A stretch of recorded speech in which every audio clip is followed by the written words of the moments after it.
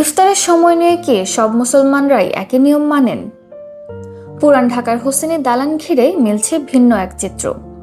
এটি শিয়া মুসলমানদের একটি গুরুত্বপূর্ণ ধর্মীয় কেন্দ্র, যেখানে ইবাদত ও ধর্মীয় চর্চায় রয়েছে কিছু আলাদা ধারা।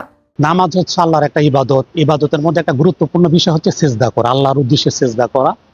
কারণ সিজদাটা কোথায় করলে বেশি সওয়াব পাওয়া যাবে, এটা আমরা রাসূল সাল্লাল্লাহু আলাইহি সাল্লামের সুন্নাত থেকে, রাসূল সাল্লাল্লাহু আলাইহি সাল্লামের শিক্ষা থেকে পাওয়া যায়। শিয়া মুসলমানদের কিছু ধর্মীয় অনুশীলন সুন্নিদের তুলনায় ভিন্ন। বিশেষ করে আজান ও ইফতারের সময় নির্ধারণে এই পার্থক্য লক্ষ্য করা যায়। তোমরা খাও, পান করো যতক্ষণ না আকাশে কালো রেখা থেকে সাদা রেখা আলাদা হবে, অতঃপর রাত পর্যন্ত রোজা পূর্ণ করো। আল্লাহ রাব্বুল আলামিন নির্দেশ হচ্ছে রাত পর্যন্ত রোজা পূর্ণ করো। কিন্তু আমাদের মাযহাব ছাড়া অন্য মাযহাবের লোকেরা সন্ধ্যা ইফতার খেয়ে ফেলে। তাহলে এখন সন্ধ্যার রাত কি এক জিনিস? শিয়া মুসলমানরা সাধারণত সূর্য সম্পূর্ণ অস্ত যাওয়ার পর ইফতার করেন। এজন্য অনেক সময় সুন্নিদের তুলনায় তাদের ইফতারের সময় কিছুটা দেরিতে হয়। নামাজের সময় নির্ধারণেও কিছুটা ফিকহ ভিত্তিক পার্থক্য রয়েছে। অন্য মাযহাব যেমন সন্ধ্যা সূর্য ডোবার পরপরই তারা মাগরিব নামাজকে পড়ে, আমরা মাগরিব নামাজ সূর্য ডোবার সাথে সাথে পড়ি না।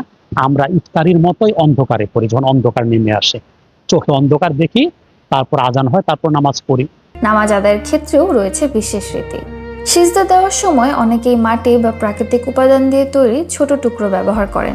রাসূল সাল্লাল্লাহু আলাইহি সাল্লামের বিবি উম্মে সালমা রাদিয়াল্লাহু আনহুকে রাসূলুল্লাহ বলেছেন, হে উম্মে সালমা, যখন তুমি আল্লাহর জন্য সিজদা করবা তখন তোমার পেশানিকে, মানে কপালকে আল্লাহর উদ্দেশ্যে মাটির উপর স্থাপন করো। মাটির উপর সিজদা করা অনেক বড় সওয়াবের কাজ। শিয়া ফিকহ অনুযায়ী সিজদা এমন কিছুর উপর করা উত্তম যা মাটি বা প্রাকৃতিক উপাদান থেকে তৈরি। তাই অনেক ক্ষেত্রে তারা মাটির তৈরি টুকরো বা কাঠের উপর সিজদা দেন।